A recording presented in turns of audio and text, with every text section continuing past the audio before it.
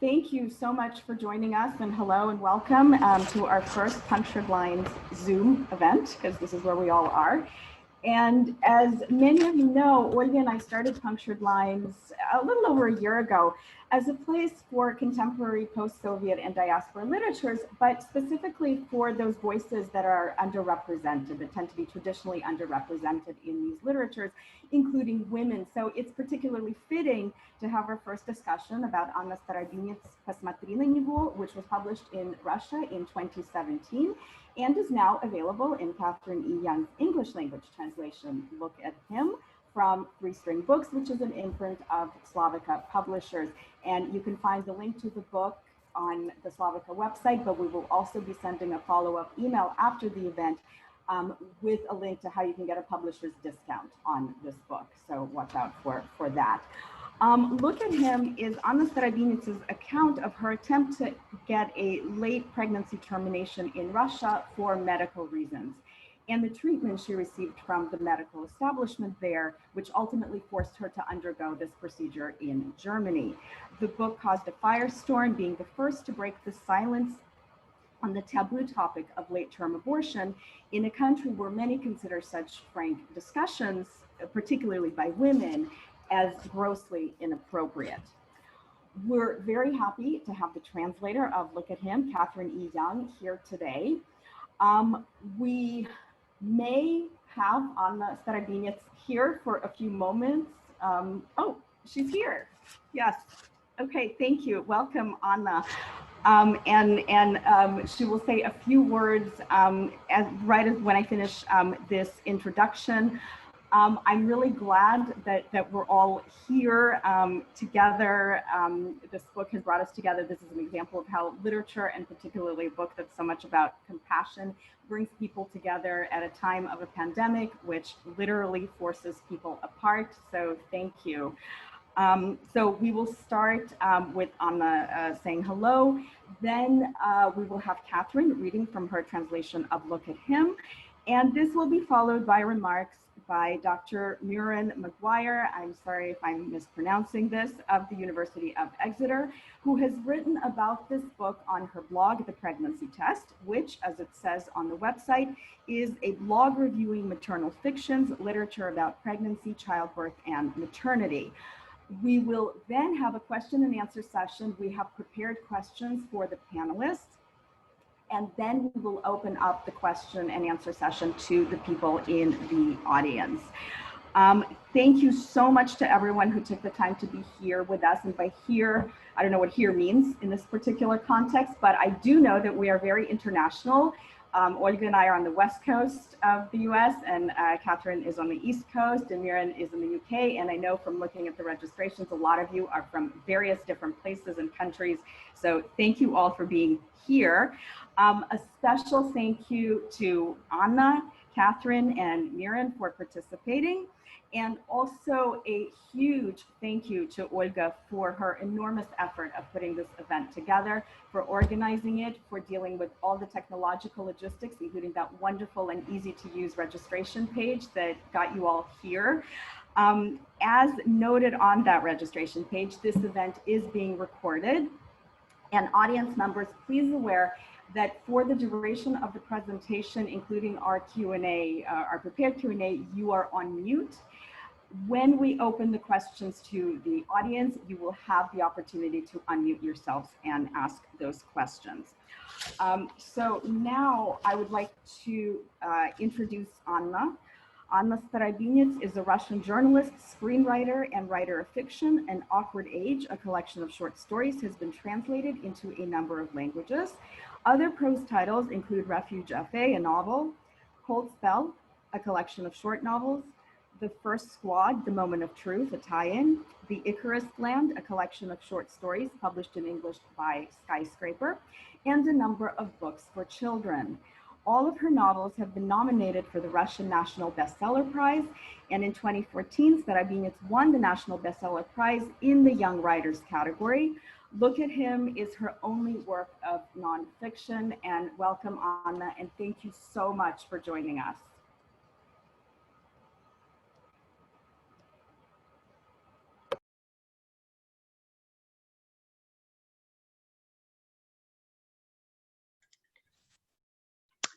Okay, now do you hear me? Hello, first of all, I'd like to thank all of you for coming to this virtual meeting. And I'm very happy and proud and grateful that my text, Look at Him, is translated into English and that it has a chance to be read by English-speaking people. Frankly speaking, I didn't expect that. When I was writing that book, I was sure that there'll be just a very small amount of people in Russia who probably would read it. I was afraid that this book would be neglected because of the topic. But suddenly, first of all, it was quite, it made quite a scandal in Russia, but still everyone talked about it in Russia, and then it started to be translated into languages. So that is really what makes me very happy. And of course, thanks to the publisher and the translator for making that text. I'm sorry, my English is not that perfect. Well, thank you. Anyway, and then I want to apologize because I first of all, I planned to normally to take part in this conference, and now I need to tell you that it is not really possible for me. I'll do my best, but I don't feel very well because I was actually I have this popular disease, coronavirus at the moment. Yes, and it is really not very pleasant, and it makes you very tired all the time. So I think it is, and there was a plan that I'm going to read the first chapter, if I'm not mistaken. There was that plan one day, but I'm not able to read anything. I'm very, very sorry about that. If it's okay with you, I'll try to stay here with you as long as I can and listen to what you are saying about my book.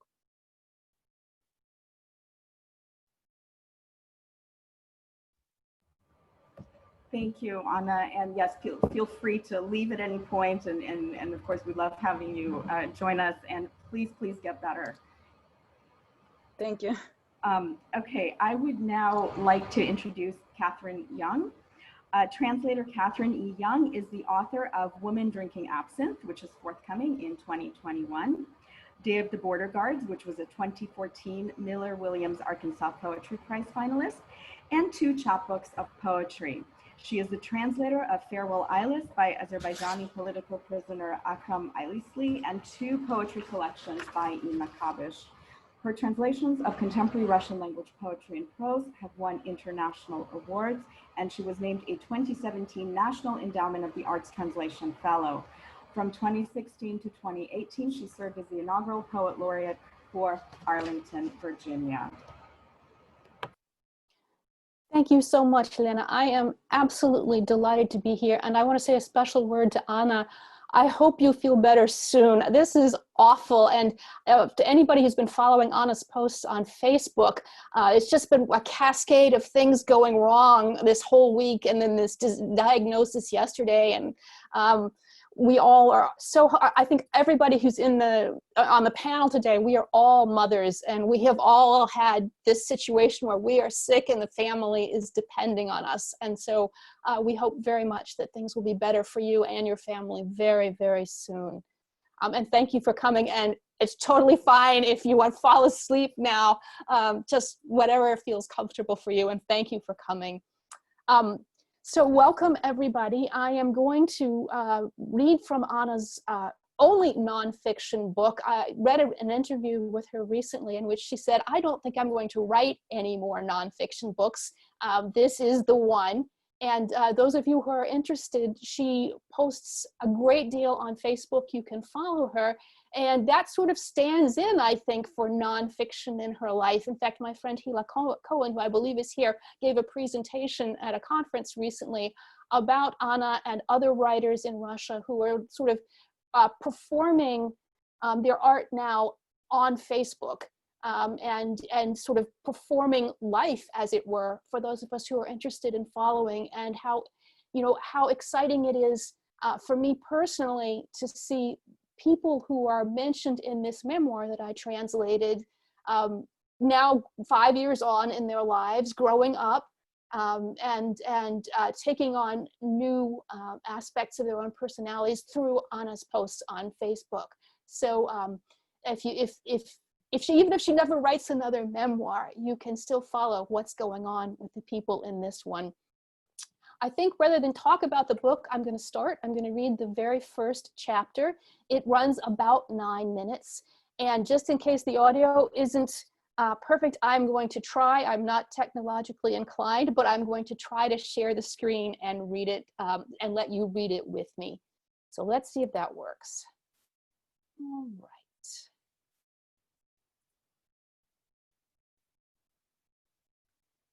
I hope you can see it, and let's see. All right, chapter 1, birth defect. Well, is it a girl or a boy? I asked the ultrasound specialist. He's already been able to show me the brain. The baby has a very good brain. And heart. Everything's well developed there. He's already said the measurements correspond to 16 weeks of development. He's already asked me the absurd question to which I've become accustomed over 16 weeks. Who have you got at home? And I've already answered that I have an 8-year-old girl at home.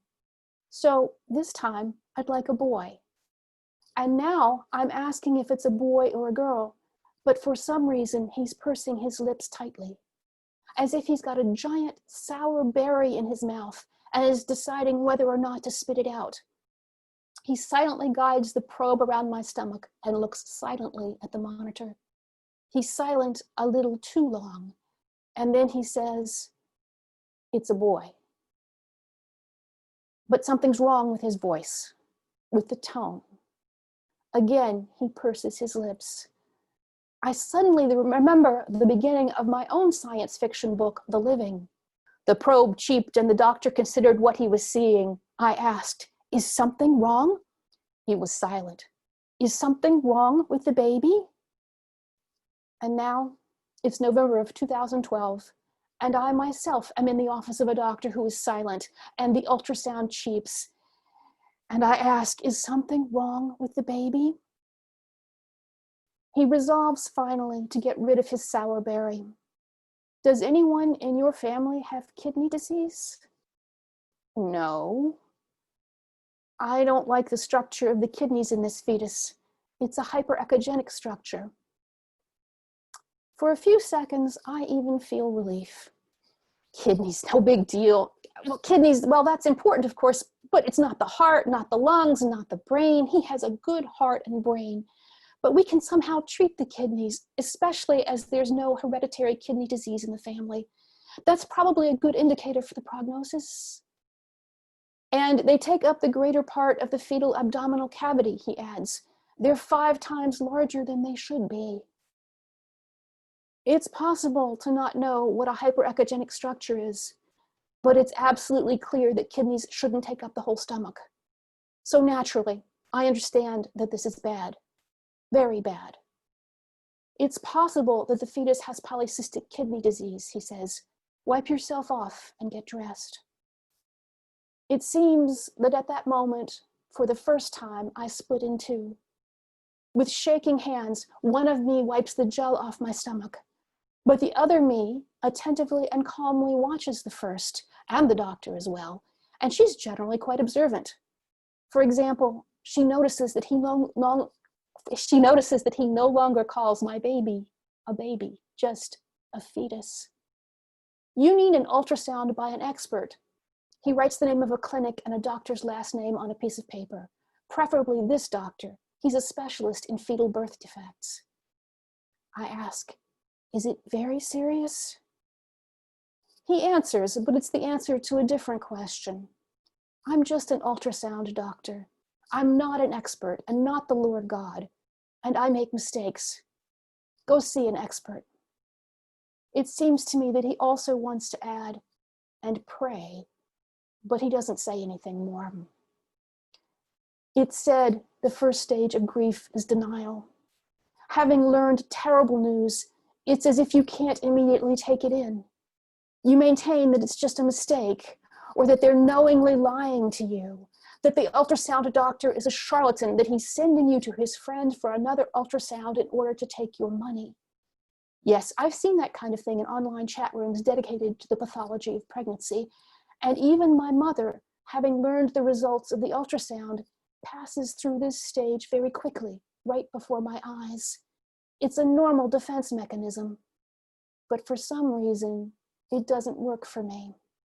Even before I went online to read about polycystic kidney disease, even before the diagnosis was announced, in that moment when he looked at the monitor and was silent, I understood that things were very bad, really bad.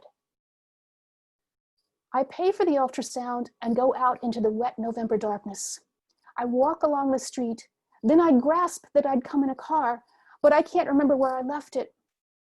For 20 minutes, I drag myself around the obstetrics and gynecology clinic on Bolshaya Pirogovka Street, forgetting what exactly I'm looking for. It's hard to walk, as if I'm moving inside a thick black cloud. Eventually, I stumble upon my car, climb in, and go online on my phone. I type in fetal polycystic kidney disease and open up more and more links.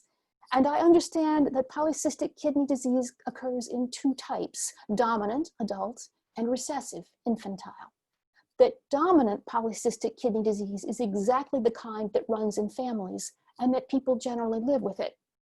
But recessive is what we're talking about in my case, if it is my case. In the photographs, there are deformed infants with flattened faces and giant inflated stomachs. Dead infants. They don't survive with infantile polycystic kidney disease. The thick black cloud surrounding me suddenly begins to crawl into my mouth and my throat. I'm suffocating. There's absolutely nothing for me to breathe. The other me, the one who's cold and calm, notices then that I'm not simply sitting in the car and staring at the telephone screen, gasping for breath, but am at the same time driving along 10th anniversary of October Street and everyone's honking at me because I'm crawling into oncoming traffic. By some miracle, I managed to drive home all the same. I can't breathe. And when my daughter Sasha, we call her Little Badger, comes happily running with the question, is it a boy or a girl? And my husband Sasha, also Sasha, comes out of the kitchen with wet hands and inquires offhandedly, is everything okay? I can't speak and only gasp and gasp for air, but there is no air. My black cloud doesn't let it into my lungs. What's wrong with the baby? Big Sasha grabs me by the shoulders. What's wrong with our baby? Little Badger looks at us in fright and begins to cry.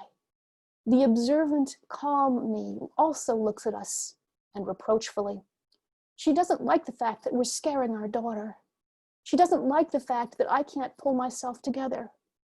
But it amuses her that we all seem to be playing a scene from a soap opera.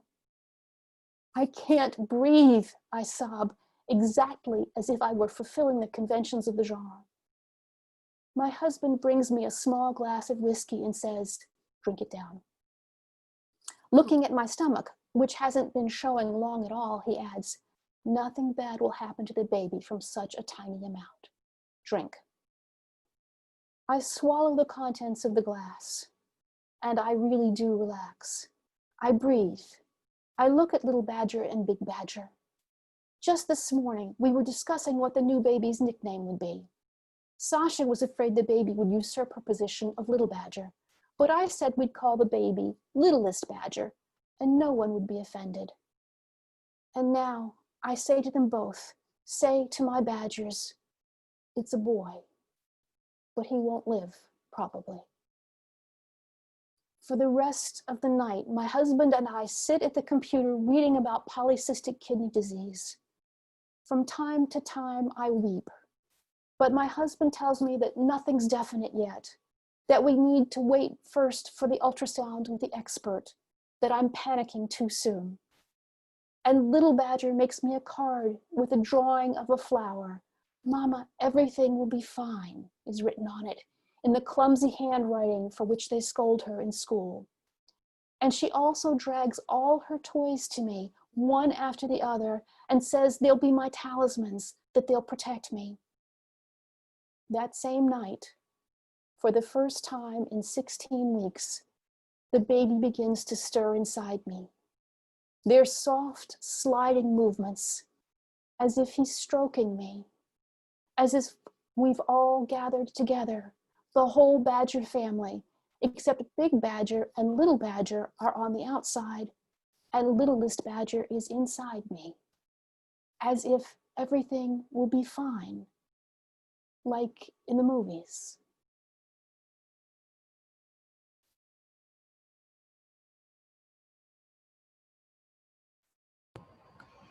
Thank you, Catherine. I think we all need a moment to sort of breathe after that. And I would like to now introduce Mirin Mcguire, who is a senior lecturer in Russian at the University of Exeter.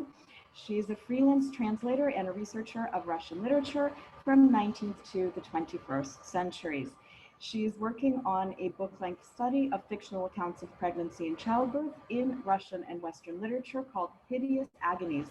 And she irregularly writes a blog on the same topic in global literature, The Pregnancy Test.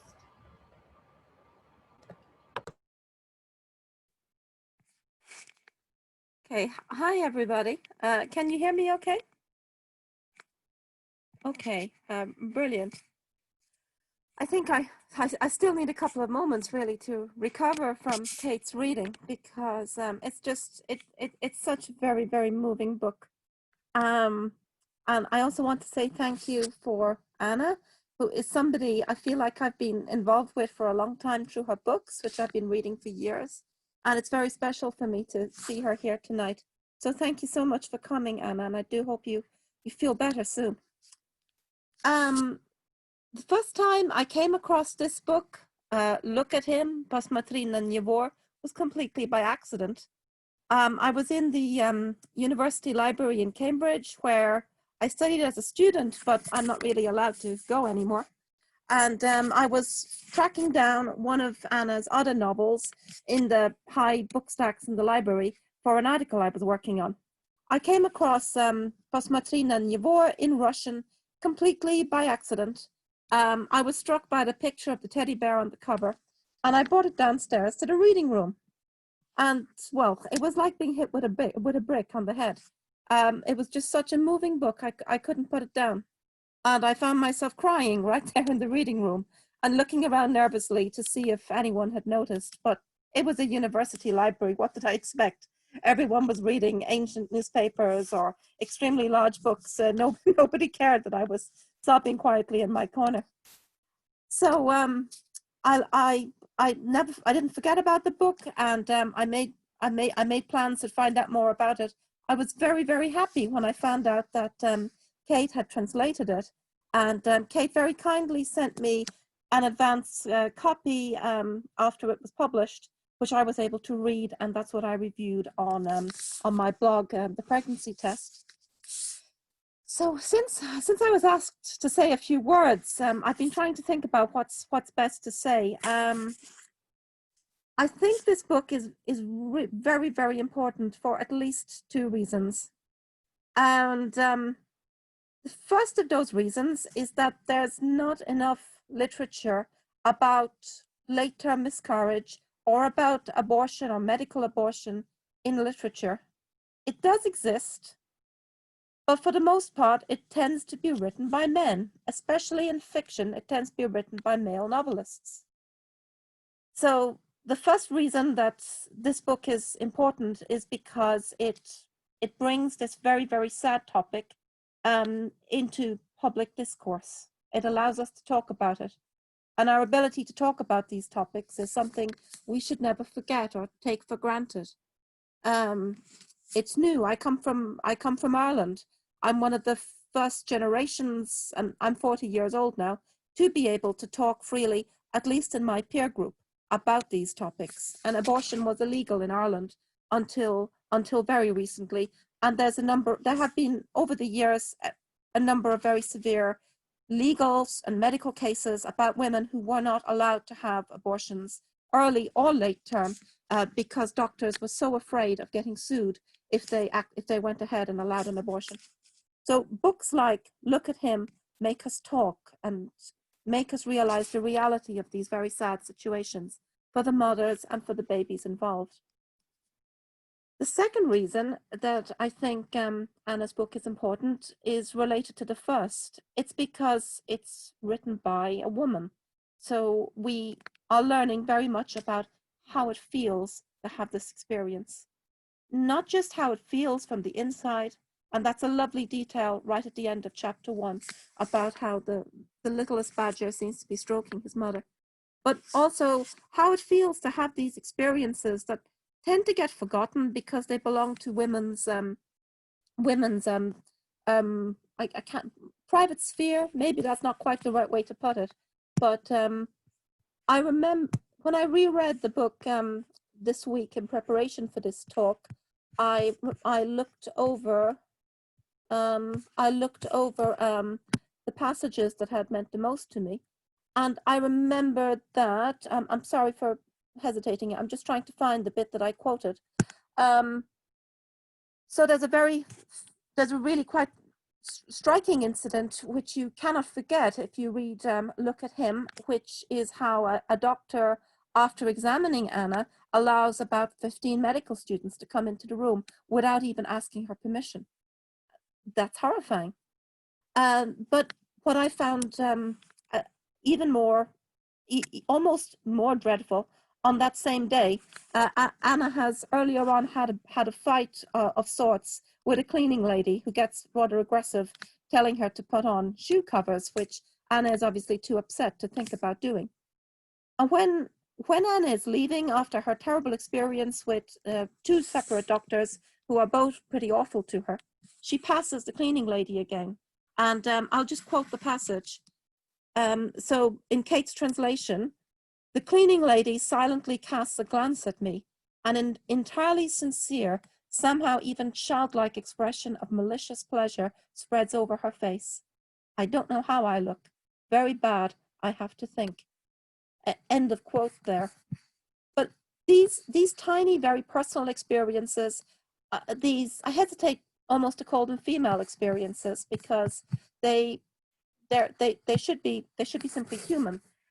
They're part of what makes this book so important. They're things you might forget to mention to your friends, but they are the little things that happen to anyone who's going through a pregnancy, who's going through a hospital experience, these fears, these moments, these tiny conflicts. And Anna's book brings them forward, puts them on the page, and makes them important.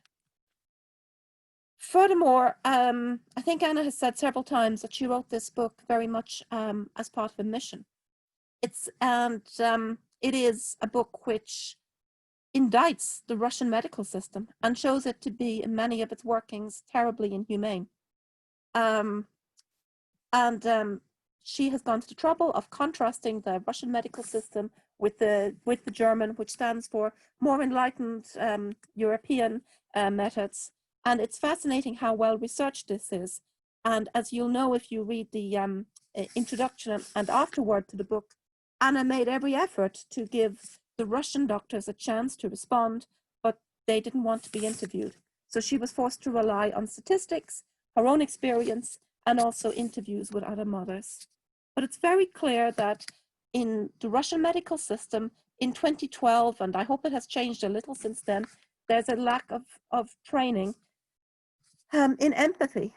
The doctors are not encouraged to empathize with their patients, and patients often don't even expect it from them. Doctors and patients react to each other with suspicion.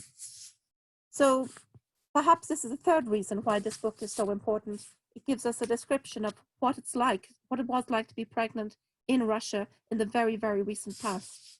And here is, I think, where Anna's focus as a journalist really comes into play. I think I've had my 5 minutes, and I'd like to hand back to Olga and Yelena at this point. And I'd like to thank you all once again for taking part in tonight and for inviting me. No, sorry, let me interrupt just one session. I did not say anything about what happens after the first chapter of the book. It might make sense for people who haven't read the book for me to say just a few words. Would that be all right with everybody? So the first chapter of the book is the discovery that this child, who is 16 weeks at the ultrasound, has a fetal birth defect. And the trajectory of the book following that is what to do. Can the child survive? Can Anna, the narrator, get the information that she needs to make an informed medical decision? Can she get the kind of medical care that she wants, no matter what her decision is, based on the advice that she gets about the viability of the child? And it follows first her attempts to carry forward her pregnancy in Russia, and then her realization that it can't be carried forth in Russia for a variety of reasons, including the fact that abortion is illegal after 12 weeks in Russia, except in very specific cases. And it requires an incredible amount of medical boards have to convene, and otolaryngologists have to sign off on the order, which of course makes no sense. Dentists have to sign off on the order.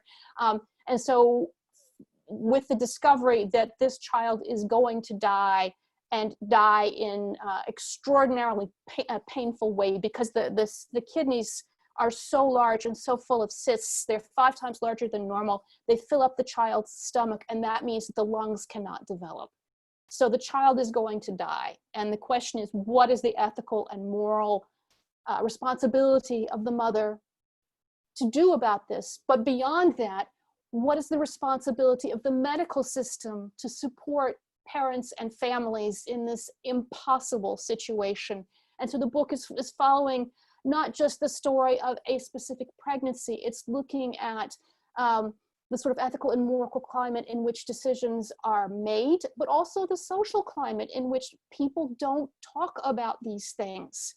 And there's the really interesting situation where Anna goes to Germany eventually for medical care and consults with people there. And they say, well, just read some books in Russian. And when you go back to Russia, make sure you join support groups. And Anna says, but there are no books in Russian, and there are no support groups. And that's what this book becomes. So the context of this book, and also, of course, as she said earlier, she wasn't sure anybody was going to read it. But in fact, it became a huge controversy, this book, and people are angry about it, and feel that it's somehow, I don't know, it's almost as if when you write a book like this about this subject, of course you can't please everybody, but you don't know who your enemies are going to be or why. And it's just the response to this book and the conversations that it started, as Mirin has said, not just in Russia, but all over, are really, really important.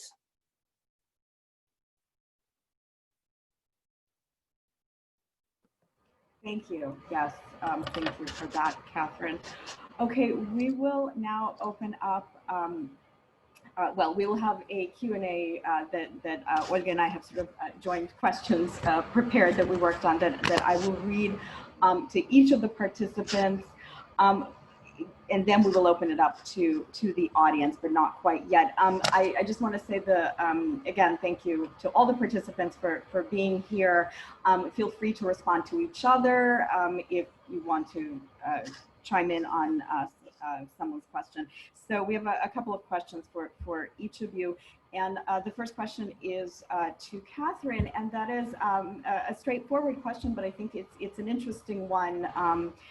For people to know, how did you come to translate this book in the first place? Mirin talked about how she found the book, right? How did you come to be involved with it?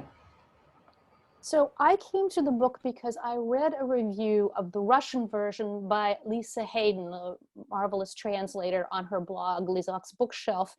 And I was just coming off a translation of Akram Aylisli's novellas, Farewell Aylis. And of course, Akram Aylisli is a de facto political prisoner in Azerbaijan. And I think I must have some kind of complex or inclination to want to go for books that are complicated and books that are challenging and books that bear witness. And I fell in love with just the review that Lisa had written about the book. And so then immediately, you know, was getting my hands on it. And very fortuitously, I ended up in Moscow about that time and was able to meet with Anna's agents, who gave me a copy of the book, sent me the PDF of the book. But it was completely serendipity. And it's this, Mirin says, as you start reading it, you cannot put it down. It's a very quick read. It's, I think, about 80 pages in English, something like that. The first part of the book. The second part of the book is a little bit different. But you can read it at one sitting. And I must say, I had not looked at the text for a little while, but to prepare for today's reading, I pulled it out, read it again, and I found myself, as if I had not translated the book, as if I were just an ordinary reader of the book, and I was crying. I don't cry easily, and this book has obviously, you know, attacked me at a level that is almost visceral.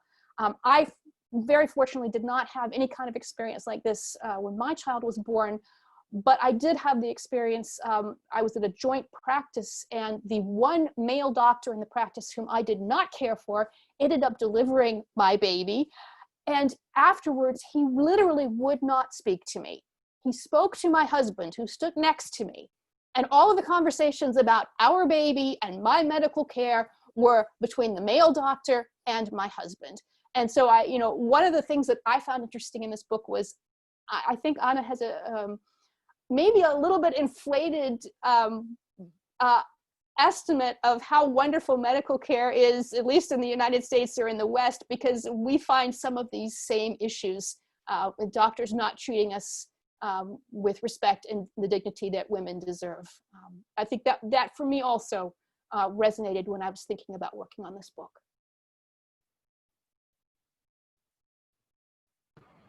Thank you. Yes.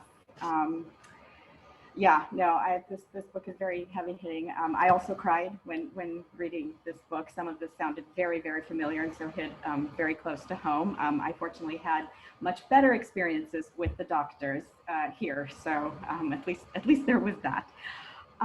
Okay, so if you don't mind, another question to you, and then we will go on to Muireann's, and then we will open up. And this is a question about sort of you being the translator of this book that's coming out specifically in the US, right? So it's kind of an American context question. There is a very understandable, for obvious reasons, slippage of vocabulary in this book between fetus and baby. And by vocabulary, I don't just mean the words specifically that are being used, although of course there's that, but more broadly, the overall system of beliefs behind that, right? So how do we talk about this? It's in what, 20 weeks, right? Is it a fetus? Is it a baby? It's a little unclear. Nobody has the answer. I challenge anybody to have a definitive answer to what this is, right? So there is this kind of going back and forth.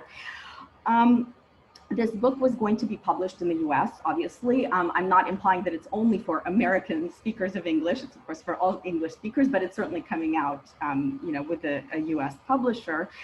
And it's coming out here in the US, which has a very specific and fraught context surrounding reproductive rights. And given the virulence of the anti-choice movement, right, especially now being emboldened by the existing power structures, that seems to be maybe a concern, right? How do we talk about this so that it doesn't quite give fodder to their arguments? It's clear that those of us here in this space very much believe in a woman's right to choose, as does the book. Right, so my question is, how do you navigate this slippage, right? Knowing what the specific political moment is, because it's not just now, right? I mean, abortion has been in the news for years in the US. So I would say, honestly, obviously there is an abortion in this book, but I don't think it's a book about abortion. This child has a fatal birth defect. This child will not live for more than a few minutes, even if carried to full term. And the defect is found relatively late, 16 weeks, and by the time she actually gets to Germany, it's 20 weeks. this isn't a matter of choice. This is a matter of, I mean, of course, there is ultimately a choice as to what medical route you want to go, but it's not like, oh, I don't think I want a baby. In other words, I feel like when you get to 18, 20, 22 weeks of a pregnancy, it's not like, it's a different issue than do I want to carry an unplanned pregnancy to term? Because by that point, it does occasionally happen that people are not aware that they're pregnant, but in general, you want the baby. I mean, it's very clear in the book that the baby is wanted and loved, and the baby can't live. So that's a different issue to me. And that was actually what was so interesting to me as a translator, why I wanted to translate this book, because it's not it doesn't easily fit into the categories of pro or anti-abortion in this country. It is a nuanced book. And also, I think one of the things that's so particularly interesting for people who may have very strong notions about what right and wrong in this case is that the book describes in very painful detail second-guessing oneself, feeling guilty about the decision that one has made, about not being sure, and maybe even saying, I did the wrong thing and I can't forgive myself for it, as Anna does at one point. So it's a terribly nuanced and thoughtful examination of this really complicated decision. I don't know the figures in this country. I did try to do some research on it. It's a very small number of abortions that take place at this point in a pregnancy. I think 1,200 maximum, something like that a year. It's a very small number. The numbers in Germany, which are presented in the book, are, I think it's several hundred a year. It's a very small number of people in this situation. But in this country where we're passing laws saying you cannot have an abortion after 6 weeks, I mean, that's months before anybody knew there was anything wrong with this particular child. And in many cases, fetal birth defects are not diagnosed until 18 weeks, 20 weeks, whatever. That's way too late if your state cutoff is 6 weeks. So I feel like this book offers context and richness, and maybe I hope if people can open their hearts and just enter into this world, this one case, this one woman's experience, maybe be less dogmatic in their positions here. At least I hope that this book will continue that discussion. And I will say, when we were writing the text for the back cover, I wanted to kind of not leave out the topic of abortion, but I also wanted to kind of smooth it gently so that the book wouldn't immediately put off people who might be able to read it, who might be able to enter into the world, and who might have enough empathy for these, whatever it is, 1,000 women, 1,200 women in any given year who are in this impossible situation. And it's not, of course, just the women, it's their whole families. It's their partners, their spouses, their children. It's everybody.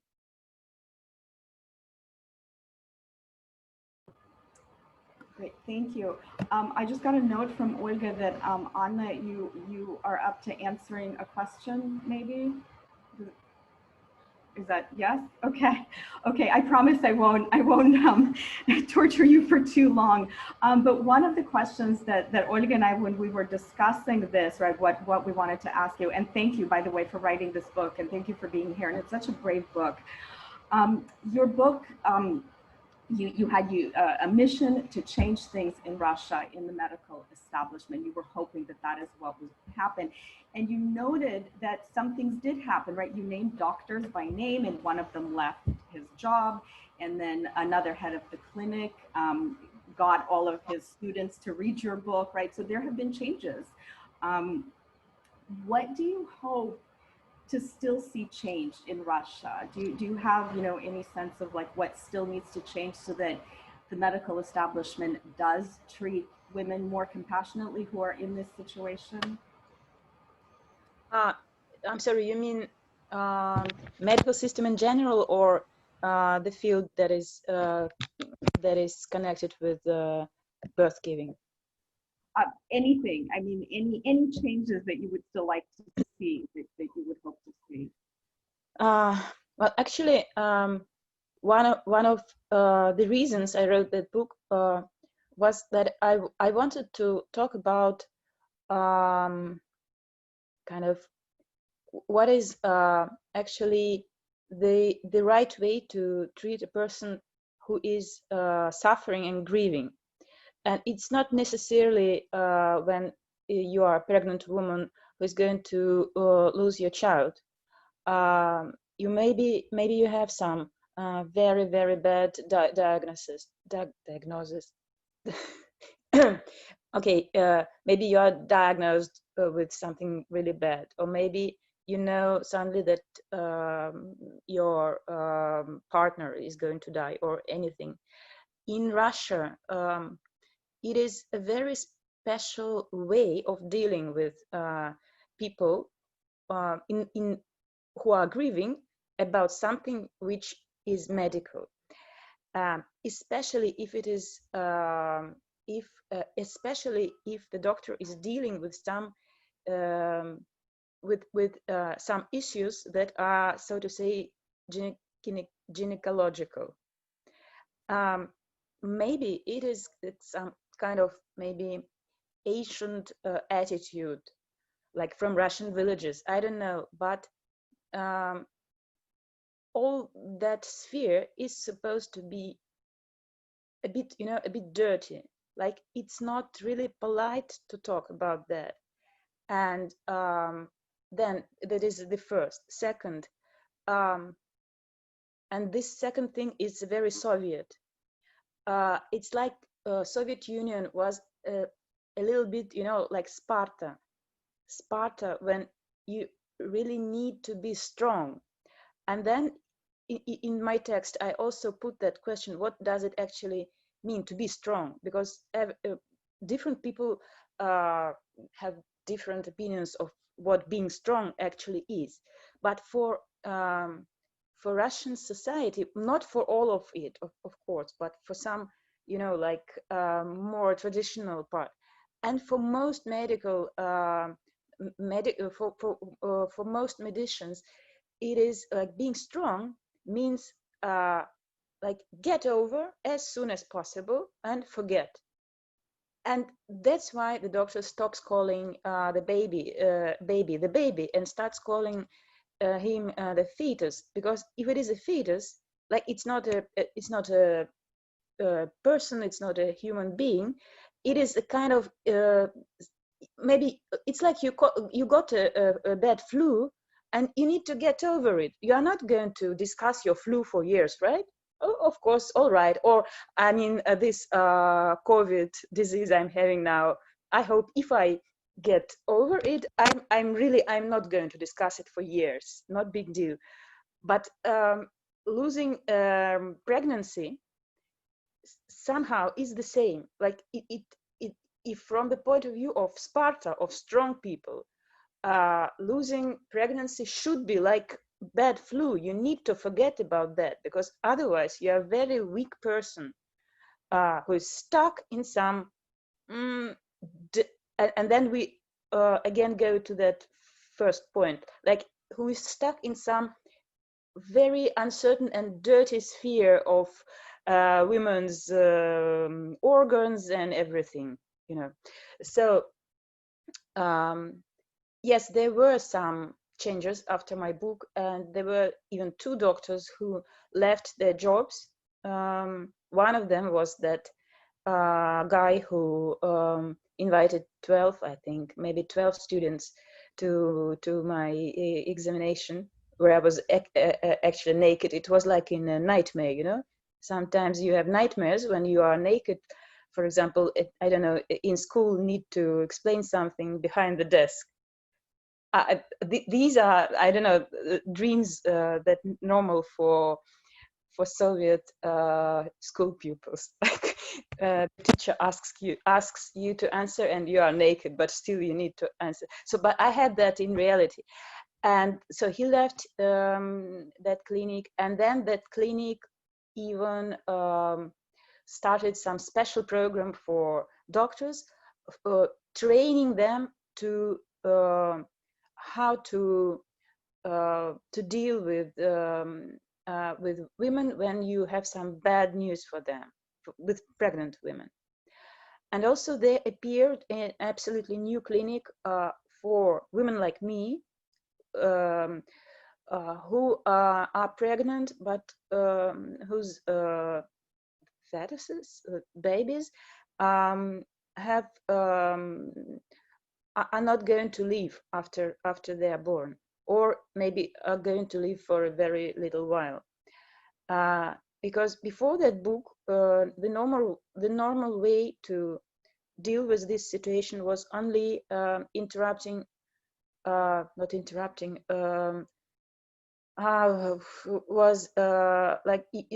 abortion, and you didn't have another choice.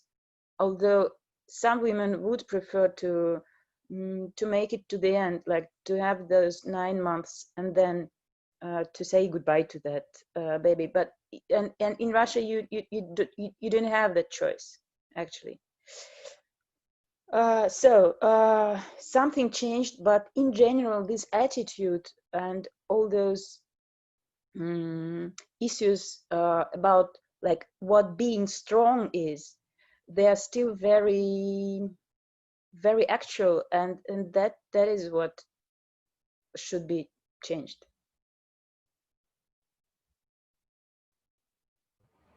Thank you so much. Yeah, absolutely agreed. Okay, a question for Muireann. As Anna just said, and as she's talked previously, this book was written with a stated social mission, right, to change the way women are treated, right, as Anna just talked about. But the impact of the book, right? So the immediate sort of book was written about the way women whose pregnancies aren't going to plan are treated by the medical community. So that seems very specific. But the impact of this book clearly was much broader. I mean, it was widely read by all kinds of people, by men, women, medical professionals, non-specialists. Right? I mean, this book made a big, big splash. And what it did, that's so unique in the Russian context is it's managed to cross borders in a very traditional culture that thinks of this topic as purely as a woman's issue, as Anna was just saying, right? It's a women's issue. It's about women's disease or organs or what have you, right? And all of a sudden, this book is crossing these boundaries, these gender boundaries, these other boundaries. What can you speculate on what possibly accounts for that? Is it the structure of the book, right? There's a combination of memoir with personal experience, right? Maybe journalism, personal experience, maybe that had something to do with it. Like, what is it that made people respond in this way? Well, to start with, I think the structure of the book, with the first part, as we've already heard, reading like a memoir. It's very, well, it is a memoir, but it's very fast to read. It's very absorbing. It's very suspense filled because you don't have all the information at the beginning, and you're hoping for the best, like the characters you're reading about. And then there's the second part, which is more pensive. In some ways, it's equally important because it's about recovering from this experience. It's about the emotional aftermath. It's what happens next. And of course, what I don't think any of us have said yet, we know that for many years, and not only in Russia, also in the United Kingdom, which is supposed to be an enlightened country, although, to digress, I think that myth has disappeared since 2016. But moving on, even in the United Kingdom, until recently, women were not encouraged to talk at any level, even in their own families, about miscarriages, about late-term abortions. But what women were also not allowed to talk about was their grief and recovery from that grief. The pain that you experience after anything that goes wrong with a pregnancy, whether it's an unsuccessful pregnancy or even if it's a traumatic successful pregnancy, these kinds of pain cannot be talked about. They often have to be experienced silently. And I think it's very moving the way the second part of the book explores that pain that is so often not mentioned. The strictly journalistic part of the book, the final section, which interviews other mothers and which presents some necessarily incomplete, although fascinating statistics, does open the book up to accusations and I'm using the negative, what a negative term deliberately, accusations that this is not literature, this is some kind of journalistic prose. So I don't actually think that the genre of the book is really up for debate. I think it's a memoir, it's a very thoughtful memoir, and it does contain statistics and so on, but that enriches it. I don't know a huge amount about the reception of this book in Russia. I think Anna would be a better person to answer that question if she feels up to it. But I do think it's important that it was put forward for the 2018 national bestseller, that it was longlisted for this. What I have read are the responses from some of the critics. And as I wrote about previously, it's extraordinary how virulently negative most of those responses were. A lot of the jurors for the prize chose to ignore the book. I got the feeling that most of the men, the male jurors, stayed out of it, possibly because these were women's matters, partly because they were afraid of getting involved. But the women who chose to weigh in tended to attack Anna very, very fiercely, simply because she was claiming that what she was, according to them, she was claiming that this was literature. And it couldn't be literature because it was about women's issues. That strikes me as an extraordinary point of view to take. But I wouldn't call it exclusively Russian. I think it's a view that's changing, but it's a view we need to be aware of because it could recur. And just one final point, one of those critics said that she felt that she was entitled to dismiss Anna's memoir because she herself had lost a child. So she knew what she was talking about. She was contrasting her personal Spartan attitude to maternal grief to what she considered Anna's uncomfortable, unwholesome dwelling on a child that had never reached maturity. And I think it seems like a very cruel attitude on behalf of the critic. And I think it's so important that Anna's book has opened up, that has challenged that way of thinking.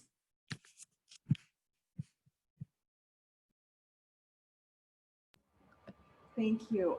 Do any of the participants want to respond to anything that you have said? Because we're about to open up questions to the audience, but I just wanted to give you a chance to. I would like just to say a very small thing. Several times different people mentioned that they cried when reading this text, and that is very touching and everything. And of course, it's good you did cry, because that was one of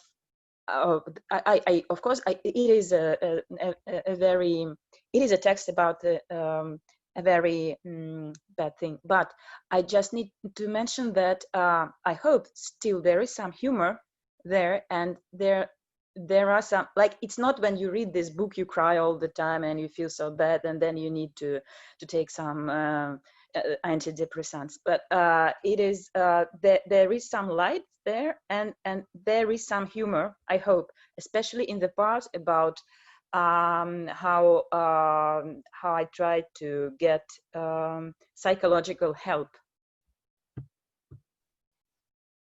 Could I respond to that as well? I also think there's a great deal of humor in the book. And I read something that you posted on Facebook, Anna, about when you were a child, you were bullied. And you had a teacher who encouraged you to tell stories like Scheherazade. You would tell a short story, you would stop at a cliffhanger, and then the people who bullied you would be so entranced that they would come back the next day and they wouldn't bully you because they wanted to hear the rest of the story. And one of the things that I felt in working with your book is that brilliance at storytelling, that pacing. I mean, the chapters are all very, very short, 4, 5, 6 pages, and they all read like Scheherazade. You get to a point, you know, and you can't wait to know what happens next, and then it's on to the next chapter. And the humor is what makes, I mean, I suppose, I've not tried to write this book, I can't write this book, but I suppose you could write a book about this topic, these many topics: abortion, grief, and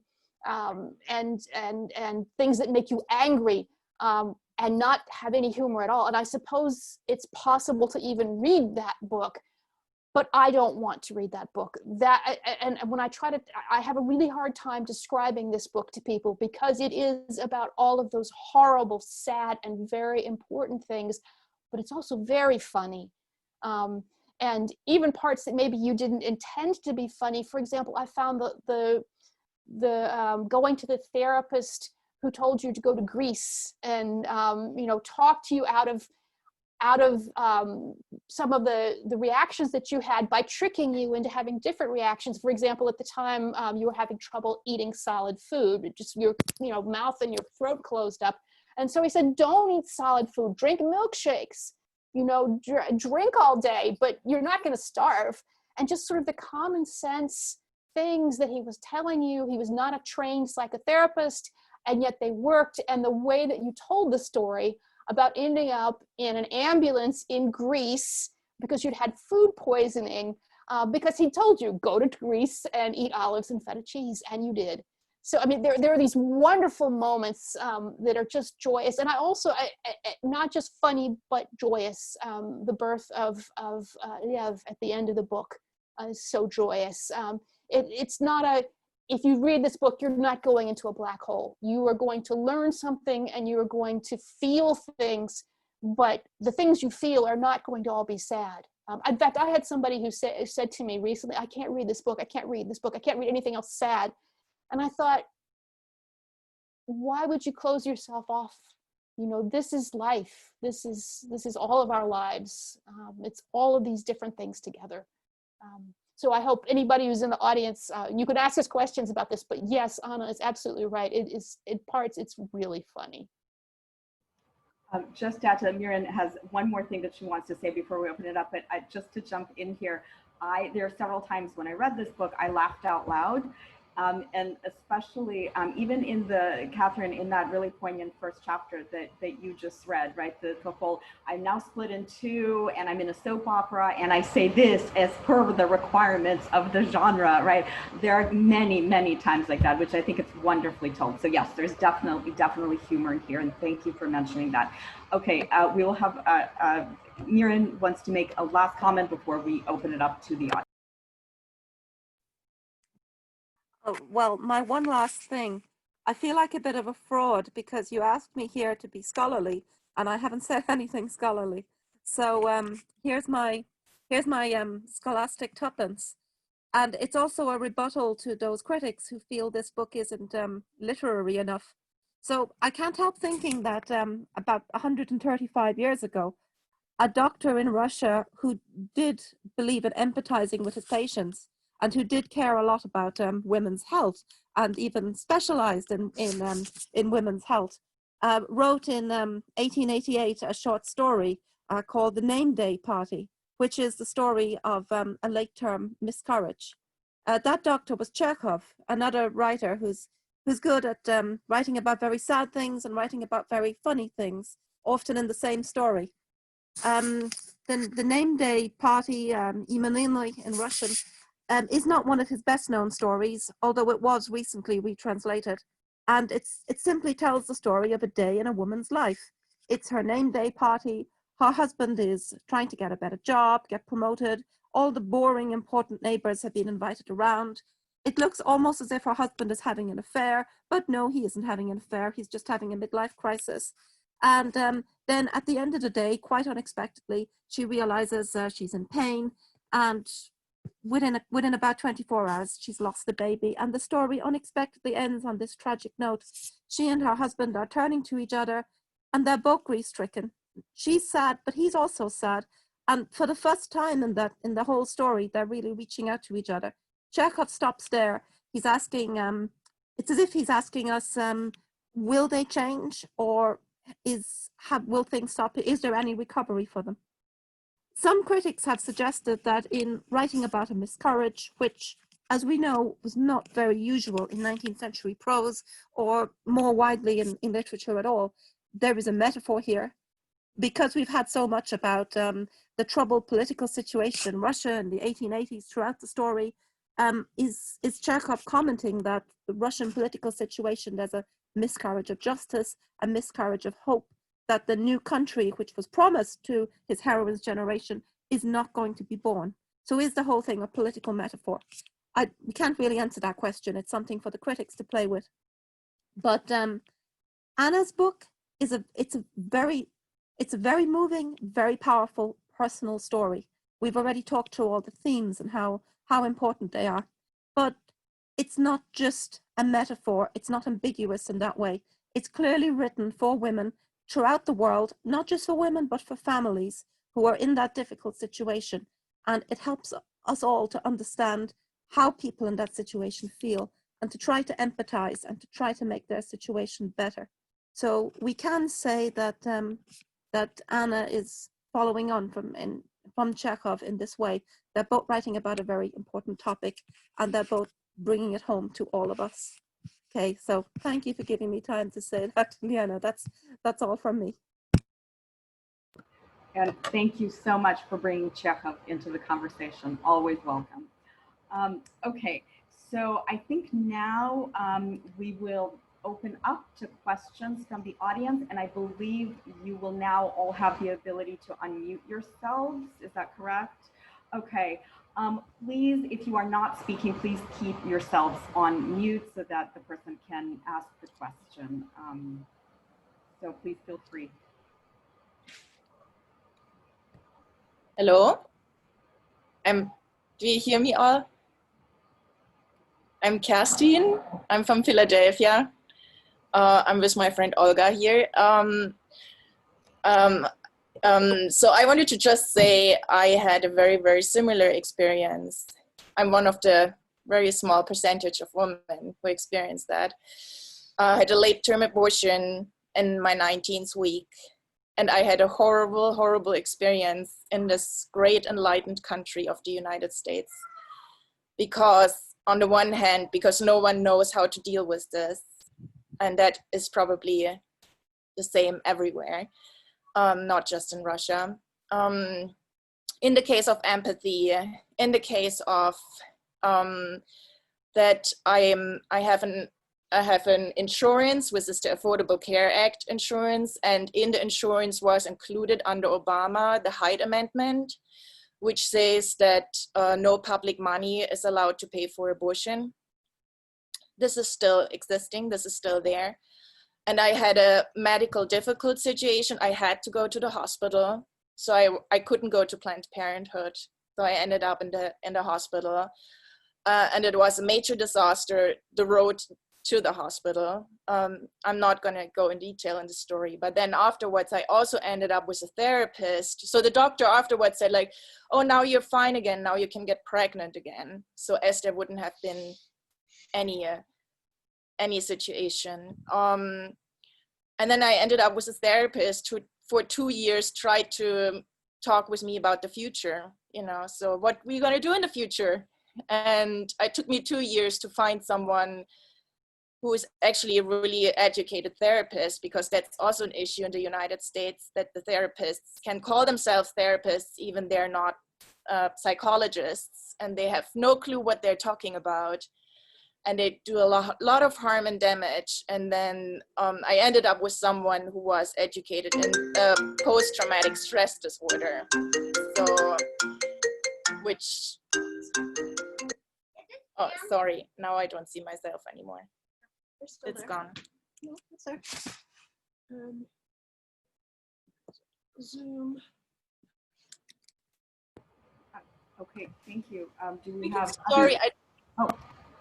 Yeah, I just wanted to say that this is not just a problem in Russia. It might look different, but and I tried really to make my voice heard here in the United States. But I'm not a writer, so I didn't have that outlet. But I got in contact with a journalist, and she did not want to write about this because she thought it's too controversial of a topic.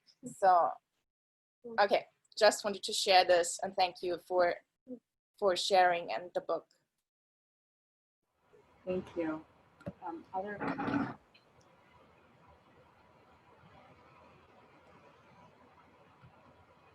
or responses?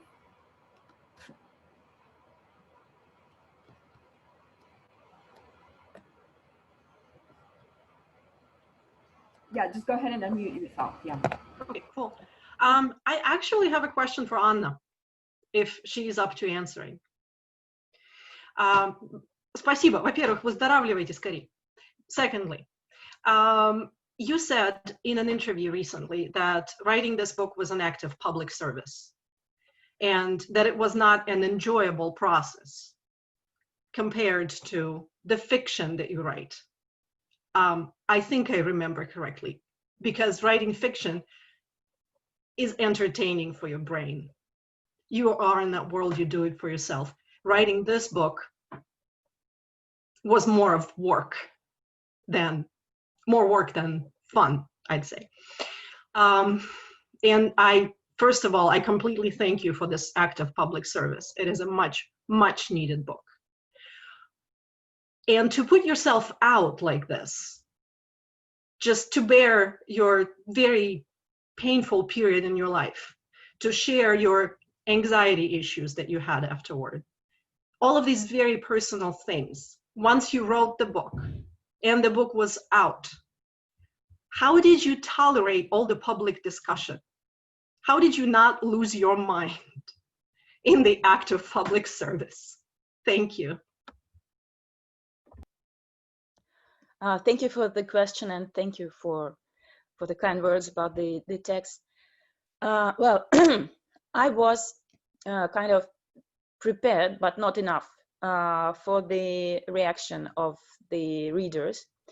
In my mind, when I was writing the book, I was expecting very negative reaction from medical establishment, but I thought that ordinary people, like women like me, are going to be good with this text, because every woman, I don't know how it works in Great Britain or USA, but in Russia, all right, maybe not every woman, but every second woman has some bad experience with the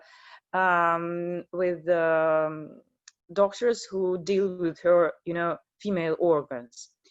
But unexpected, what really shocked me, and what was not expected, that like ordinary women were most furious about that book. They hated it. Not all of them, of course, but if we take that percentage, I think not less than 50% of the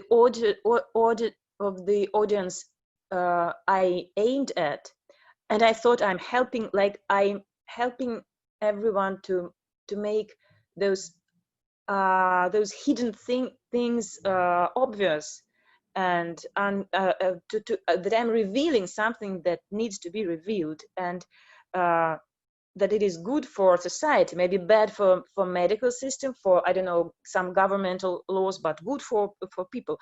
Suddenly it turned out that people are not all people are very happy about that.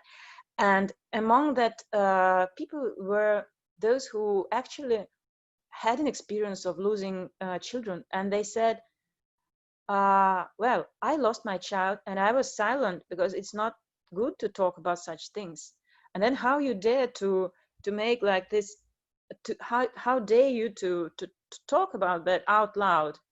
Are you making profit of your grief? And then somehow there was one of the things that were discussed is if Anna Starobinets is making profit of her grief. I don't know what profit could it be. Like I got very small. I mean, in Russia, when you publish a book, you get some very funny money, enough to buy several drinks, go to restaurant maybe a couple of times, but not enough to cover what you spent for babysitter, for instance, while you were writing that book. So how I overcame those. I don't know. It was quite. It was tough, but I think what helped me is understanding that it worked out, because I wanted the public discussion to appear, and it appeared, and it was very it was not that kind of discussion I wanted and expected, but still it was some discussion, and it was for the first time. So I said to myself, well, that is actually the aim you were trying to reach.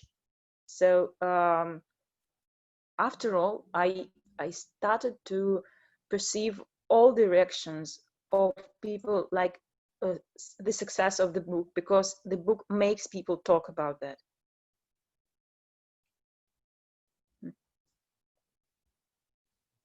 Yeah, I think Sarah. Yeah. Hi, Yelena and Olga. It's nice to see you somewhere else than Twitter. Yes, Anna, I will definitely read your book as soon as I can put my hand on it. Thank you very much. I'm interested because I've now been for 26 years in the United States, and of course, I am. You can hear me.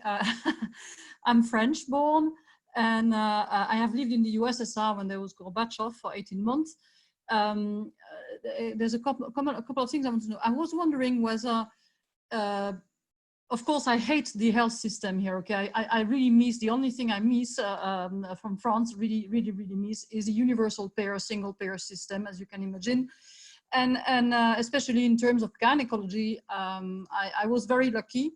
My cousin who had a baby back in the 60s, who was born with an incompatibility of rhesus. Obviously, at the time, there was no abortion possible. It was before 1975.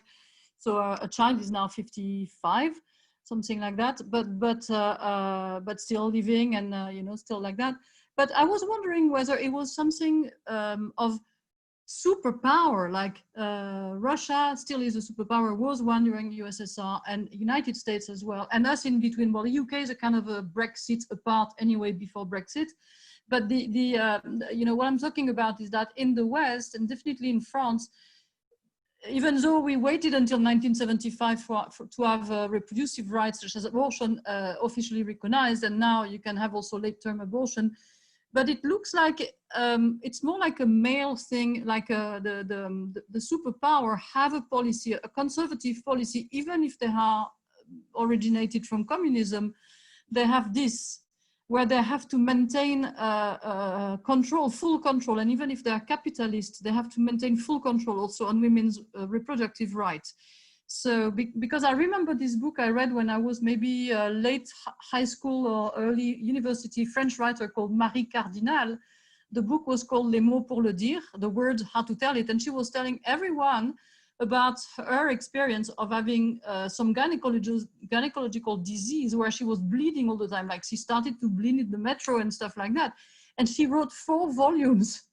And I read them all, and it was back in late 70s, early 80s. And I wonder now if that would be possible nowadays to write such a book, whether she would be possible even in France. But I don't know, but I think it's a question of power. Whatever the system is, the political or economical system is, whoever is in power in a big country with a lot of, not audience, but a lot of people, has to maintain the power. And then to control the power, you have to control reproductive rights. I don't know, it's my vision after 26 years here.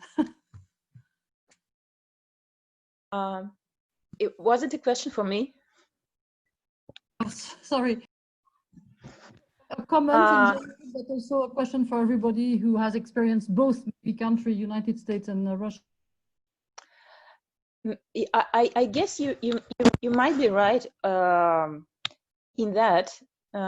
At least it could be one of the reasons, because what I tried to, because I'm so sorry, my English is not good enough actually to talk about such things. If we were talking Russian, I would be very persuasive, but and here I feel a little bit like, like a dog. I understand everything, but I can't like express myself as I need to be expressed. All right, but I mean, yes, I think it is important that the society this society. I don't know anything about how the society in USA is constructed, but here in Russia, of course, people feel that they are like feel a great connection to the Soviet Union and feel that they're a part of some very strong mechanism, and so each nail, you know, in that structure should be functional and strong and tough. And if it is weak, it means like probably it may let the whole construction down. So it is not really very good to show your weakness. Of course, everyone can be weak, but it is like very, very bad manner to talk about your weakness, first of all, and then to try to ask for respect because what I was doing in that book, I was trying to explain that a person who is weak at the moment, who is suffering, who is like I don't know, who feels like a worm who was cut in two parts, that person needs respect, not only empathy but respect as well. And here we have the situation that if you are really weak, other people who are extremely strong, they can, I don't know, give you some food or even say, all right, that will be okay, you will get over that.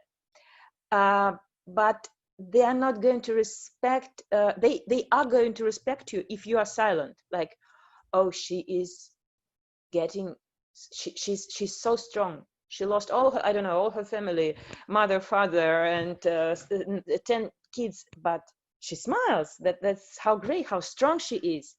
That would be respect. If she's talking about how she feels about that, and if she's even talking about her that she wants doctors to call her fetus a baby, they get very irritated because it means you somehow want your weakness to be popular. And that is this, for the same reason we still have very bad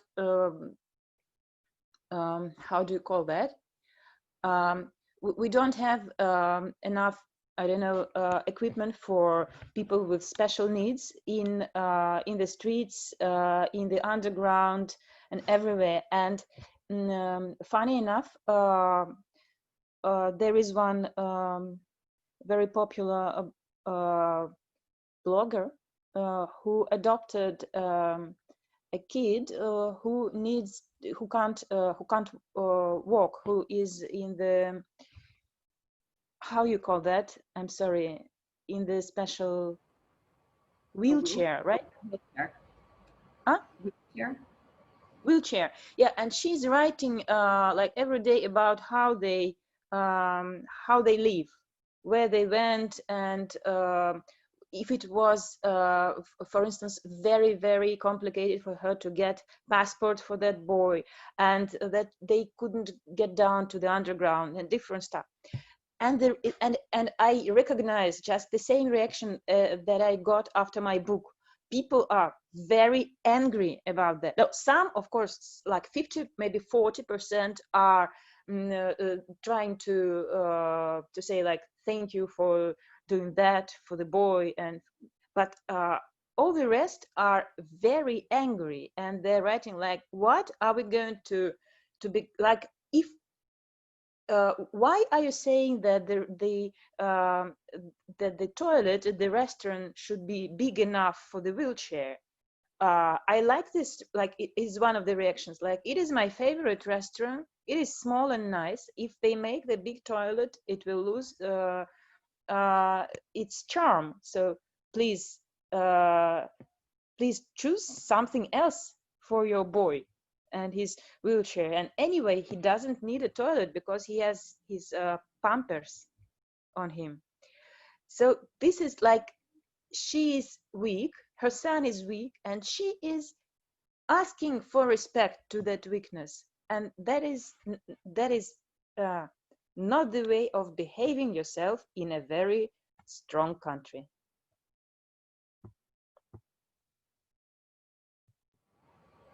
Yeah, thank you. Yes, absolutely. I hate to do this, but we are sort of out of time. I know Katherine wanted to say something before we go. Anna, I also wanted to say your English is absolutely amazing, and thank you. Yes, it is.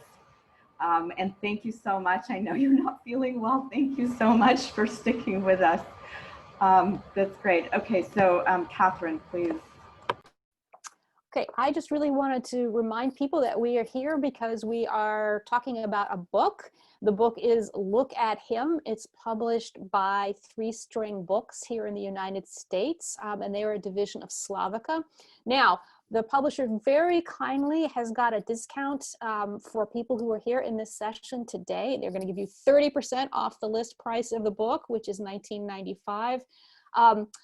Unfortunately, if you go to the publisher's website, there's been a technical problem and you can't get your 30% discount by the publisher's website. However, we're going to send everybody an email after the show today so that you can go through the 2 or 3 steps, which are basically calling the publisher, and they will give you your discount. So that's sort of like a thank you, I guess, for being here today. I also want to say a word about the cover painting, which is by Yelena Howard. And I think Yelena is among our listeners today. That she's specialized in painting work about mothering and childbearing, and you can go to her website. I'll try to put that also in the email so that you can check out her work, which has just been in a pretty big exhibition in London on pregnancy, which surprisingly or not, is not a subject that has been covered very much in art for some of the reasons that we've been talking about today. It's a woman's issue, it's dirty, it's, you know, having to do with the body, and even there are cases of women throughout the centuries being depicted in portraiture while they were pregnant, but pretending not to be for the portraits. So these issues that we're talking about here, and by the way, I agree with Anna that this is about strength and masculinity, and when we talk about how women experience the world and the childbearing part of our lives, that is not a period when most of us, at least in contemporary societies, are considered strong. And it's kind of amazing to me, because to bear a child, to put your body through what you put it through, to give birth, and then to raise that child, I can't think of anything that has required more of me intellectually, physically, and in many other ways, in any aspect of my life. So I think it's a secret power, and maybe the trick is for those of us who are aware of these issues and bringing these issues forward and trying to move the conversation forward, to recognize that we are representing so many other people. We're standing on the shoulders of women who've come before us, but we are the shoulders that the next generation is going to stand on. And with any luck, there will not be a time too much longer in the future when male physicians are cruel to us, when our rights are ignored, and when our human dignity is considered second class or not worth discussing or supporting. Thank you again to Anna. I know you're sick. I hope you feel better soon. Thank you for coming today, and thank everybody for staying with us. Please tell your friends about this book. It is so beautiful, and I say that as the translator, but if I hadn't translated it, I would still say it's so beautiful. I am so happy to have read it and to have it part of my life, and it is a gift to all of us, and I hope you will take it and enjoy it. Thank you all so much for coming, and thank you, Yelena and Olga, for organizing this book release. It's just been a tremendous pleasure to work with you both. And Muireann, if you're still here, thank you again so much for being part of helping make this such a special day. Yeah, I know these things are always very awkward to end, right? No one wants to go, but I really, again, I just want to echo what you just said, Catherine. Thank you everyone for being here. Thank you, Anna, that's amazing. You've lasted through this, thank you so much. And thank you for your very, very brave book that is both sad and funny. And thank you to Catherine for translating that book and making it available to English speakers. And thank you, Muireann, and thank you, Olga, and thank you everyone who's tuned in. I know we're all incredibly busy and we have 5 million things going on at once, and this has been great. So thank you all so much.